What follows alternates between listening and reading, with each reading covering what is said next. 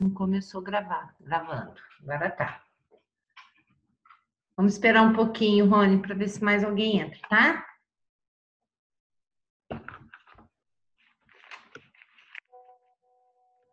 Agora eles vão. Agora... Oi, Bruno. Gente, mas também, né? Ele sai para tudo quanto é lugar. Oi, É... professora. Tudo bem? E você? Bem também. Ia ser meio, assim, difícil ele não pegar mesmo, né? Demorou demais até. Pô, professor, ele estava aqui domingo passado. Brincando. Ninguém chega perto do Bruno. Nossa. Não, mas eu tô de boa hoje, tô de boa. Tem gente que é Eu assim acho que não com peguei, máquina não, de gusto, hein, porque... Bruno? Não, professor, Não mas... venha devolver o livro que a menina veio pegar para você, tá? Pode Professor, ficar tá com aqui, ele até professor. o ano que vem. Tá aqui, professor. Tem que levar aí. Não, Jesus. mas eu acho que eu não peguei dele, não. Tô tranquilo, porque minha mãe fez exame hoje. Ela teve contato com um colega de trabalho também, sabe? Aham, Aí ela fez exame hoje do SUAB mesmo. E sim. deu negativo. Não deu... Então, cara, mas você acredita que o do Suave tá dando negativo? Tá Você tendo que tá fazer o brincando. tô falando? Ixi. Não, Aham, mas nela, tipo assim, nela não deu nenhum sintoma também, né? aham. Tá de É, mas boa, mas. Mas é muito engraçado, cara, porque tem gente que tá passando a limpo, não tá dando nada. Tinha que pegar essas pessoas, porque olha, eu conheço gente que ficou dentro da casa, não isolou a pessoa que tinha pego a Covid, ficou com essa pessoa, beijou, abraçou e comeu junto e tudo mais, e não apresentou nada. Então, cara, não sei o que tem que fazer com isso, não tem explicação, você entendeu? Não tem explicação a pessoa. E essa outra pessoa fez os exames e não deu nada. É, então. Ô, professor, Sim. você mandou esse link pro nosso calor também? Que correu bom tá aí? Ah, saiu. E O Rio Renan. Bom? Quem que é o Rio Bom? O Renan. Renan? O Renan É, do oitavo? Do é, sexto? do sexto. Renan, vai cheirar para lá, ele já saiu? Saiu, saiu. Ah, Mas ele então, vai. aqui. Não, é que eu dei a primeira aula para eles, vai ver que ele acionou o link agora. Ah, tá. E eu deixei a sala aberta. Pode ser, então. Casado. Aqui, professor, o meu primo foi o primeiro a pegar aqui na cidade, né? Aí Ah, o pai e a mãe dele, bem idoso, a minha tia tem 70 e poucos anos, sabe? meu Deus. Não Deu pegaram. nada. Não, não deu nada, nada, nada, nada, nada. Aí você Não, tá vendo? tipo, Estranho. nenhuma falta de ar, nenhuma tosse, nenhuma gripe, nem nada.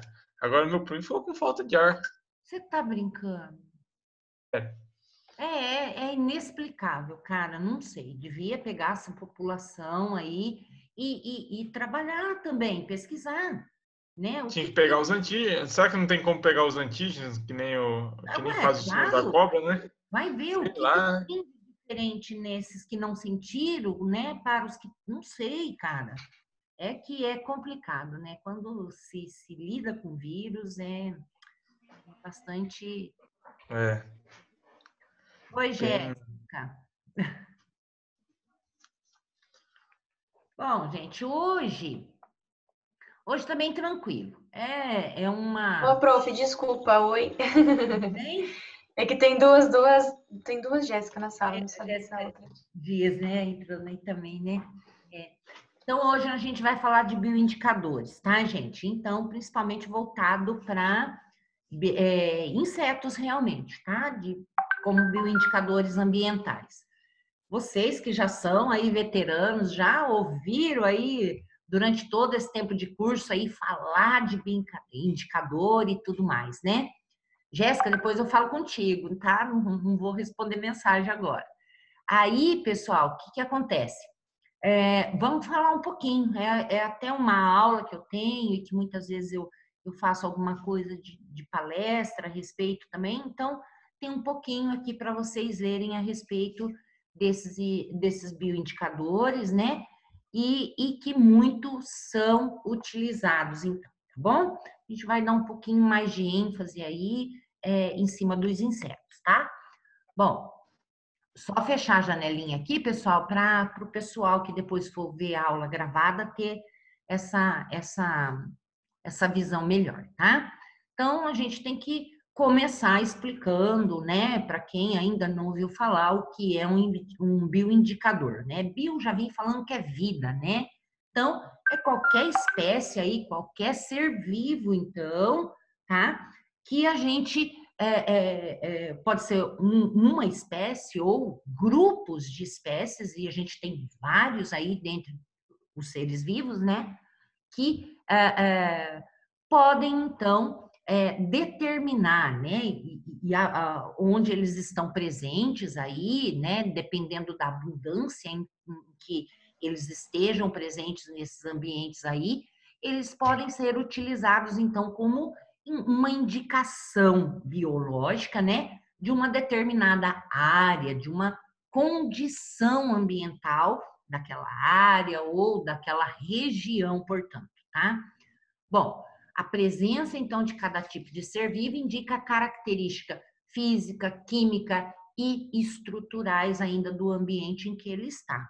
Então, a gente pode determinar, né, vários aspectos dentro desse ambiente, então, relacionado a esses seres vivos, tá? Então, Rapport, olha, a gente falando de bioindicador, que parece que é uma coisa muito recente, né? Ela está sendo utilizada mais recentemente, né? Não tem tanto tempo, mas que ela já pensada e dita há muito tempo. Até mesmo Rapport, ó, o Rapport faz a menção de Platão, já falando, então, de impactos de atividade humana sobre produção de frutas, né? Então, que realmente, então, acabava, então, interferindo na qualidade do ambiente relacionado e pensando nesses bioindicadores, tá? Clementes, em 1920, ó, observou que os primeiros conceitos de bioindicadores para a comunidade de plantas e animais dataram aí do século XVI. Olha só, né? Que a gente tem aí séculos atrás aí, eles já então falando de bioindicadores, que alguns grupos de seres vivos aí podiam então assinalar a qualidade de um ambiente, tá? O uso de pássaros a gente sabe que teve, e já isso já é bem antigo, ó, em 1916, os pássaros eram utilizados em minas subterrâneas, né? Para testar o quê? O ar que estava lá dentro. Então, se pássaro, né, que a gente já falou em aula de vertebrados, que são animais que são extremamente suportam ambientes anóxidos, né? Então, se eles morressem, gente, esquece. Tinha presença de gás, então não se descia para essas minas. Então, já tinha utilização, então, desse grupo, né, específico ali de ar, para, então, determinar a qualidade daquele ambiente, então, nesse ponto aí, um ambiente de trabalho que era uma mina subterrânea. E bioindicadores aquáticos, né, do qual eu gosto muito, que o Wiener, né, fala bastante e que nós temos esses bioindicadores aí para trabalhar e para que a gente tenha levantamento de dados a respeito da qualidade desse ambiente de água, então. Mas quem, então, são esses bioindicadores? São vários grupos de seres vivos que a gente já estava comentando, né? Então, nós temos desde micro-organismos, gente, e vão até o homem. Micro-organismos, podemos usar espécies de bactérias, né? Que podem ser utilizadas. Plantas também, nós temos gramíneas, temos muitos outros tipos de plantas arbóreas que podem ser utilizadas como indicadores. Animais dos mais variados, seja invertebrados e vertebrados, e dentro deles estão os insetos também, né?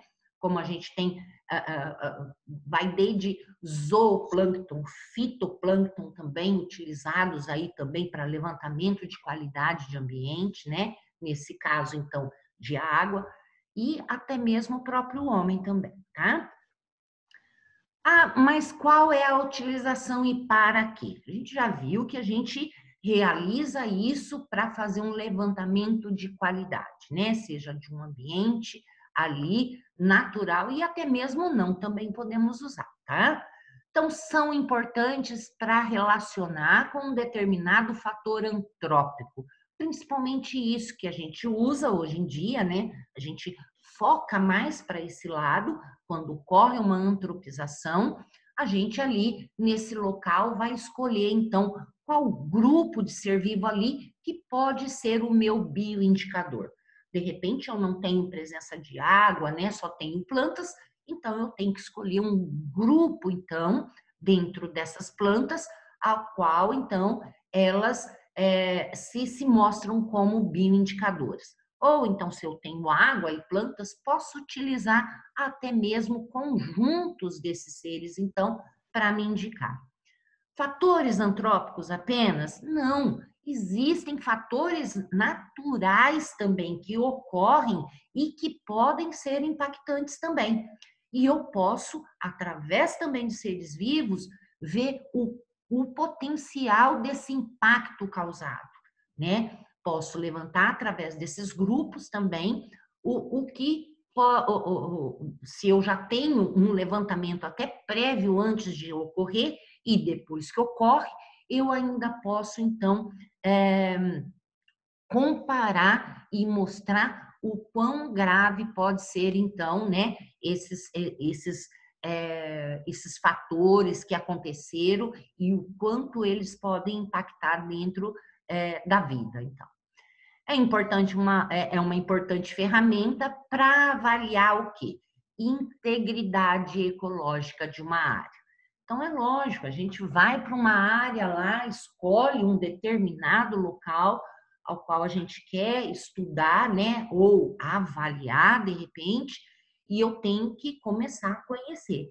A gente conhece assim tão rápido? Não.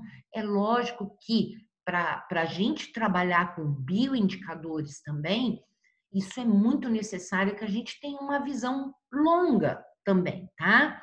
Para que a gente conheça o antes, o durante e seguindo à frente. E principalmente quando ocorre, então, algum evento, se você tem o antes e o durante, tem o evento, gente, aí é que você pode, então, realmente conceituar com fidelidade esse efeito que acabou ocorrendo e quais foram, então, esses impactos que ocorreram nesse local.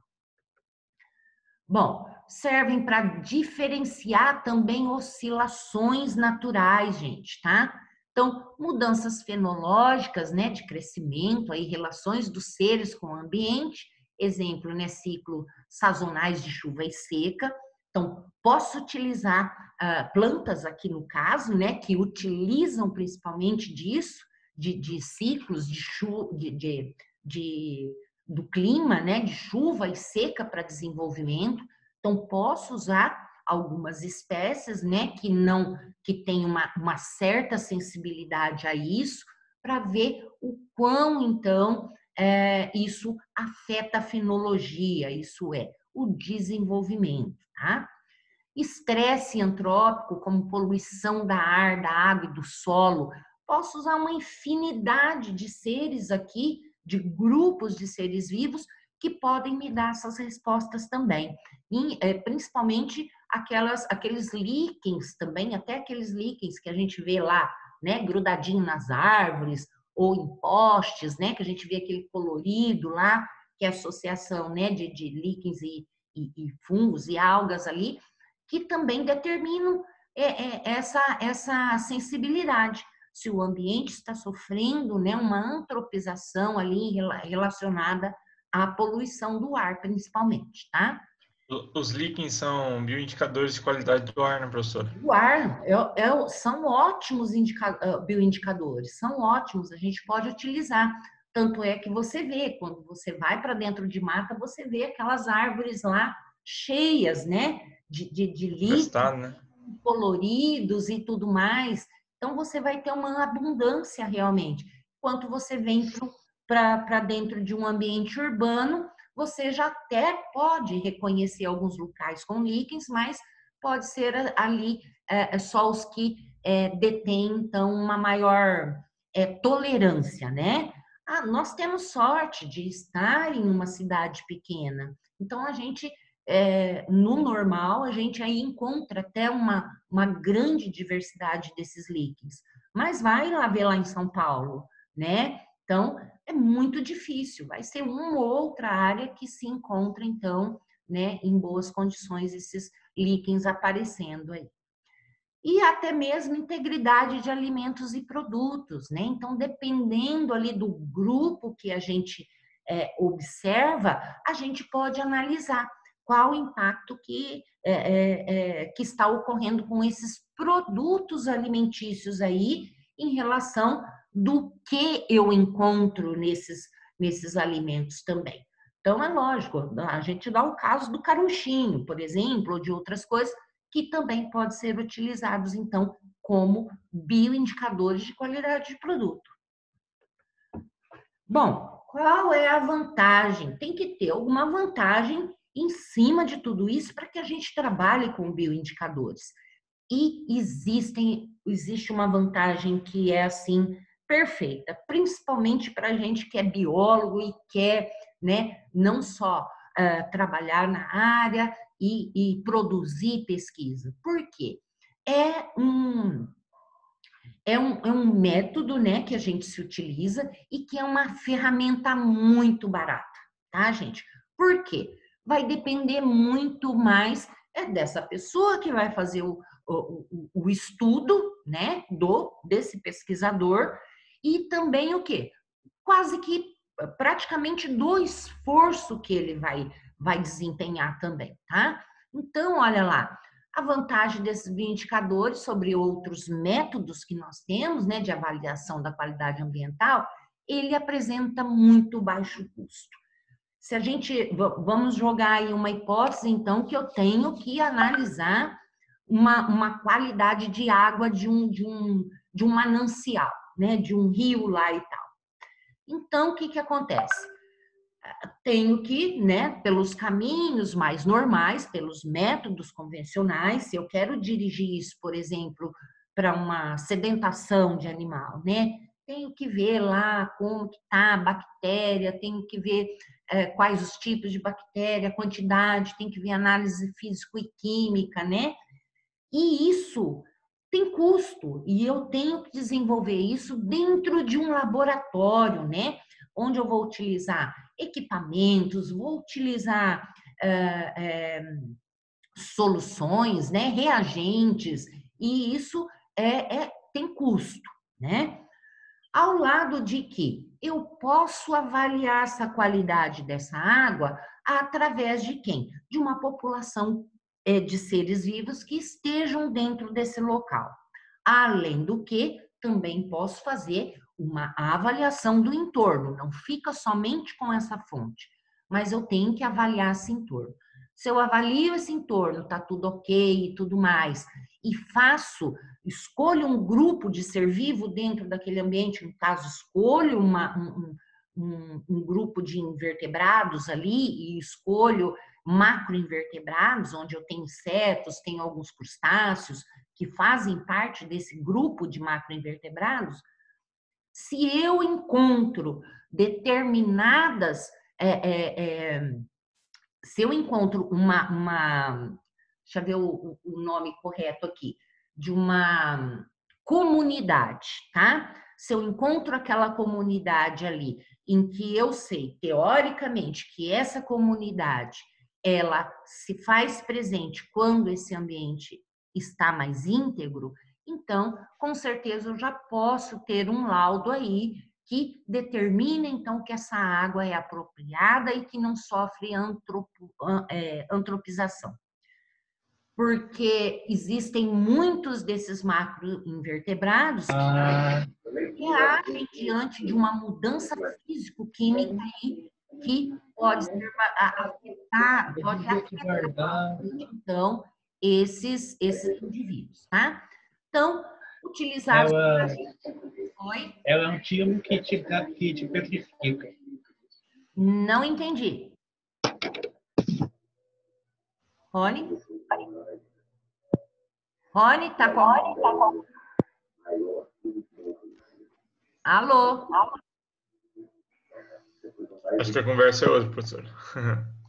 Rony, então só desliga aí que eu tô ouvindo mais gente aí fora você.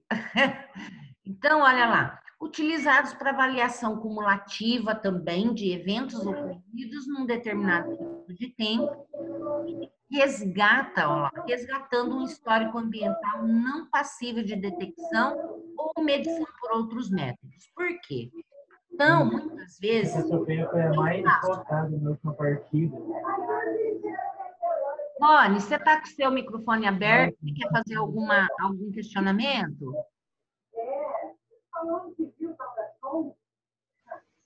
Rony?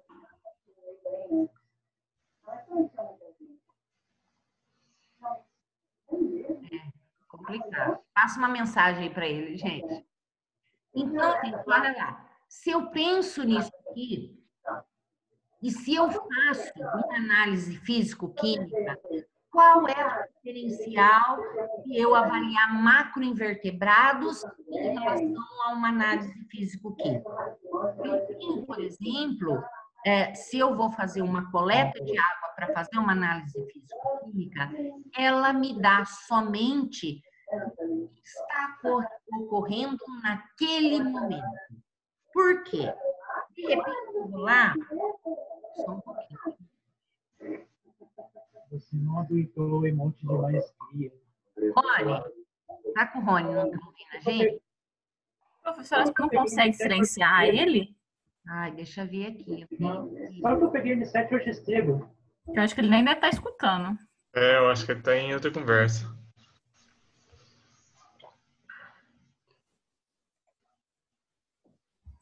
Acho que eu consegui. Bom, eu mandei mensagem também, não sei se chegou, né? Acho que deu. Quietou já, ó. Então, quando eu realizo uma análise físico-química, ela me dá, então, um resultado daquilo que está acontecendo no momento. Porque, principalmente, quando a gente pensa em um ambiente aquático, ainda mais se ele é um ambiente lótico, isso é, né, que está fluindo, que está correndo, muitas vezes esse fato antrópico que está ocorrendo, ele pode o quê? Se dissipar com o tempo. Ele pode correr e ir se diluindo também e sumir. Se eu faço hoje, isso pode estar ocorrendo, amanhã ele pode não estar ocorrendo mais. Então, por isso é que a gente fala que muitas vezes trabalhar com comunidade, então, de seres vivos dentro de um ambiente, ele me dá muito mais garantia, porque isso o estudo se prolonga para que eu possa realmente avaliar a qualidade daquele ambiente. É útil, sim, uma análise físico-química juntamente com o levantamento desses macroinvertebrados? É claro, é lógico. Aí sim, se eu tenho, por exemplo, né, alguns indivíduos que estão faltando e eu tenho alteração físico-química nessa água, eu posso relacionar. Então, está acontecendo por quê? Estão acontecendo, então, eventos físicos e químicos que está afetando uma ou outra população aí, né? Espécies dessa comunidade, então. Então, sobre... Assim, professora? Oi. É mais ou menos isso que você vai passar agora. É? Deixa, depois eu comento. Tá, mas comente. Beleza, esquenta não. Para a gente falar de macroinvertebrados, falei para vocês que macroinvertebrados, né, aquáticos, né, então a gente tem um grupo bastante grande, onde nós não temos somente, então, insetos que têm uma fase de vida aquática, mas também nós temos outros grupos, como crustáceos também. A egla, ela é muito comum também, e ela pode ser um grupo específico que eu posso usar, ou posso usar ele como um todo, tá? Mas quem são esses macroinvertebrados? Se eu já falo macro, é porque eu consigo vê-los a olho nu. Eu não preciso de algo, então, para enxergar esses animais. Então, isso é uma das condições que é necessária para a gente ter num grupo também de bioindicadores, né? Por isso que é muito utilizado os macroinvertebrados. Então, o ciclo de vida tem que ser relativamente longo, uma vez que nós temos aí, né, alguns grupos de insetos que também passam muito tempo durante esse período de vida aí nesse tipo de fase larval. Então, eu posso encontrar ele durante um período bastante extenso nesse ambiente também. Ser sedentário, isso é, não se locomover muito, que nem peixe. Trabalhar com peixe às vezes é muito complicado. Eles são bioindicadores, ótimos bioindicadores, mas mais difíceis. Por quê trabalhar com eles? Porque eles têm grande mobilidade. E se nesse local em que eu quero estudar, peixe também não é tão bobo, gente. Assim que ele também observa algumas diferenças, ele tem uma rápida resposta. Ele pode fugir e se mandar desse local. E às vezes eu posso, tomar isso como sumiu esses peixes daqui porque morreu, porque não aguentou, mas às vezes não é bem isso. É porque ele tem essa estratégia de fugir desse ambiente, tá? Então, nesse caso, macroinvertebrados, como eles têm baixa mobilidade, então poucos saem dessa área aí, eu tenho condições de avaliar melhor esse local. Serem abundantes, e eu tenho muitos macroinvertebrados, eu tenho desde anélida, crustáceo e também insetos, né, dentro desse grupo. Apresentar distribuição geográfica ampla, então, se eu tenho aqui, principalmente no Brasil, onde a gente não tem diferenças bruscas de clima, eu posso até mesmo comparar o meu ambiente daqui, mais do sul, até mesmo com o do centro-oeste, né? Ou mesmo do norte. Por quê? Essas populações normalmente vão ser muito parecidas, vão ter as mesmas distribuições, então, dessas mesmas espécies em regiões bem distantes uma das outras, tá? Como a gente tem até mesmo em locais diferentes do mundo, tá? Dispor de características ecológicas bem conhecidas, e nós conhecemos, né? E temos uma literatura muito boa a partir disso, mas quem vai pesquisar também deve conhecer.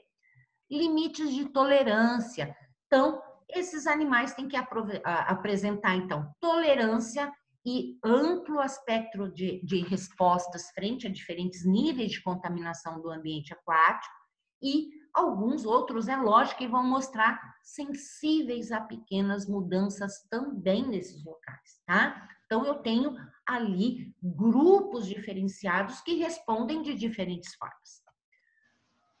Possuem elevada diversidade taxonômica, com certeza, e identificação relativamente fácil, ao qual a gente pode chegar pelo menos ali a nível de família, mas é muito mais desejado ali, quanto mais, né, baixo esse grau, até mesmo de nível de espécie, isso acaba deixando o trabalho, né, e o desenvolvimento desse estudo muito mais, então, the power, né?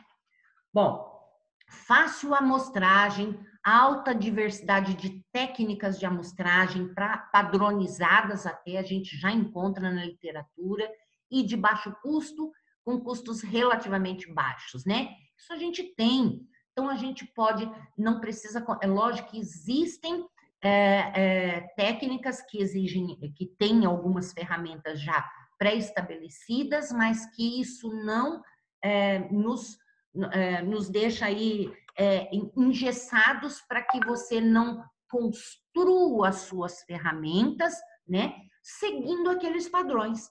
Então, a gente pode, existe lá uma rede de INDE que é para coletar, que é toda lá, você compra na hora que você vai ver o preço dela, é R$250, 300 ou 400, né, depende de onde, ainda mais o frete e tudo mais, sendo que você, então, vê a espessura da malha, vê o diâmetro que tem que ser daquela rede, você constrói e você não gasta aí R$100, ou nem isso. Imagina, não chega a isso.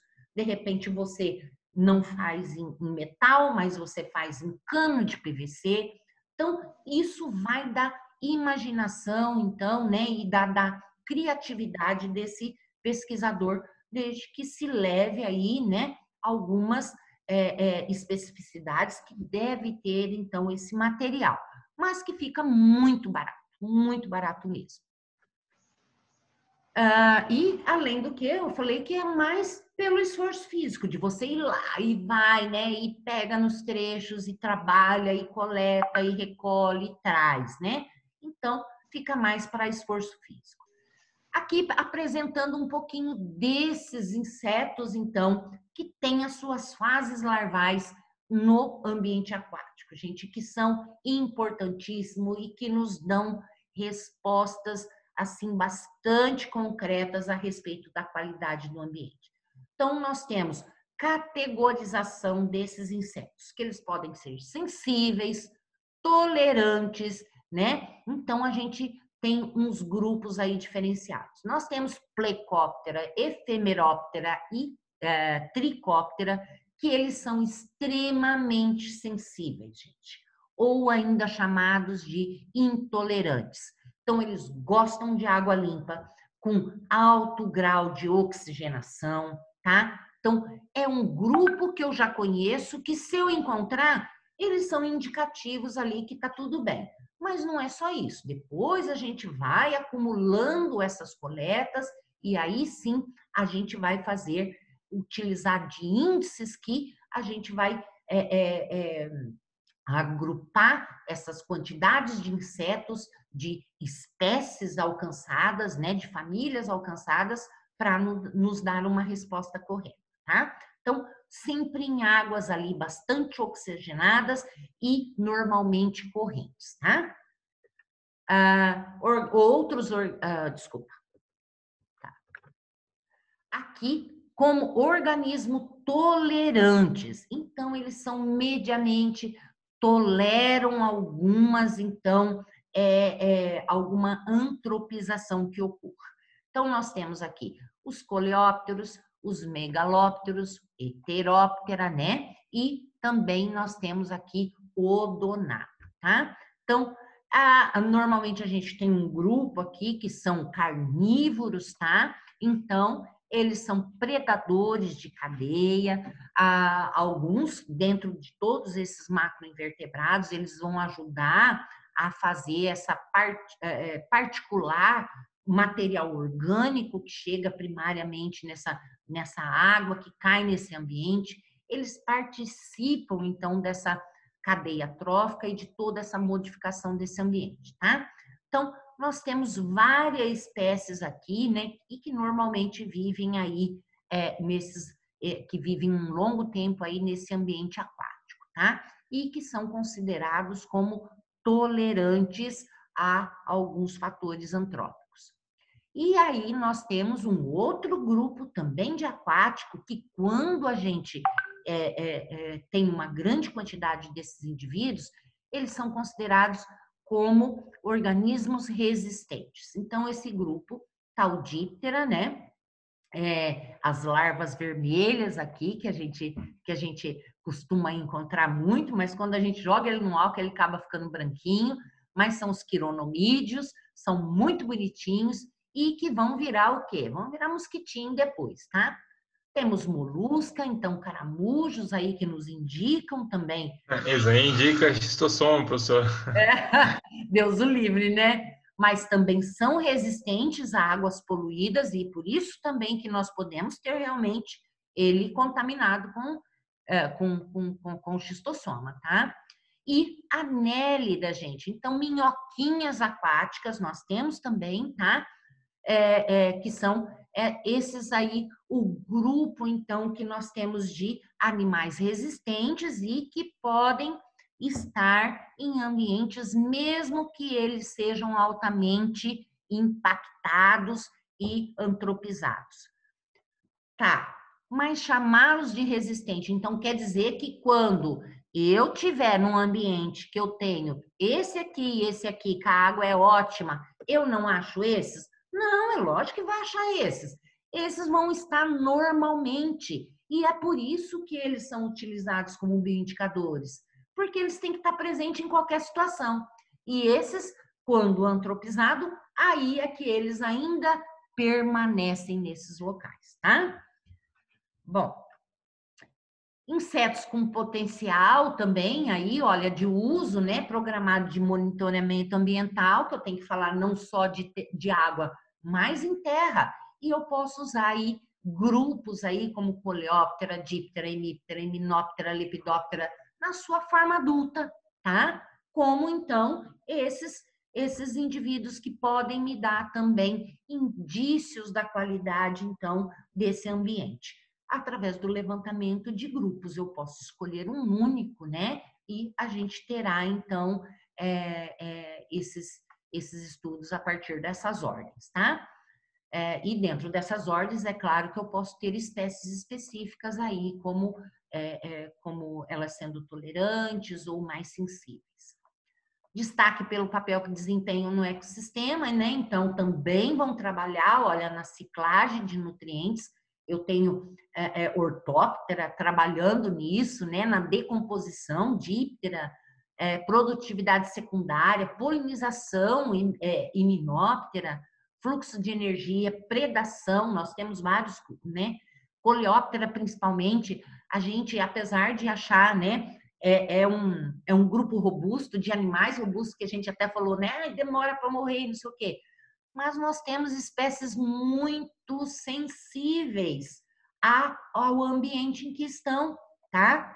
Então, eu tenho ali alguns que podem sofrer rapidamente com alguma mudança que ocorra. Assim, também nós temos algumas espécies aqui, ó, da família Calliphoridae, de algumas moscas, que elas também são extremamente sensíveis à mudança do ambiente, de Mata Atlântica, que isso foi provado por Gadelha, então. Então, ela serve como um bioindicador ambiental, então, bem preservado ou antropizado, quando, né, a gente não a encontra, tá? Então, bem legal isso também. Aqui para baixo não vou mostrar, gente, porque faz parte das minhas coisas e eu falo até mesmo dos micro-organismos, né? Mas o que interessa para nós é até aqui, que é, então, dentro da entomologia, que é os insetos que nos interessam, tá? Tranquilo até aqui? Beleza? Então, tá boa, né, professor? Que boa, então, gente. Obrigado. Quem puder fazer lá a respostinha da CPA, lá que as coordenadoras, os coordenadores... Já fiz já, professor. Já fez? Ai, que bom, que bom. Então, a gente passa aqui. A gente sabe que nem todo mundo vai assistir agora, vai assistir até 2, 3 dias depois, e que depois isso já até vai ter acabado, né? Mas fica o recadinho dado aqui, tá bom? Beleza, professor. Beleza. Beijos para todos, então, tá? Até mais, gente. Professora, essa semana eu vou ir levar o livro, tá? Pode ficar sossegado. Tchau, tchau, filho. Só que dias você aparece aqui. Tá bom, pode deixar. Até mais, gente. Beijo. Até mais, professor. Tchau.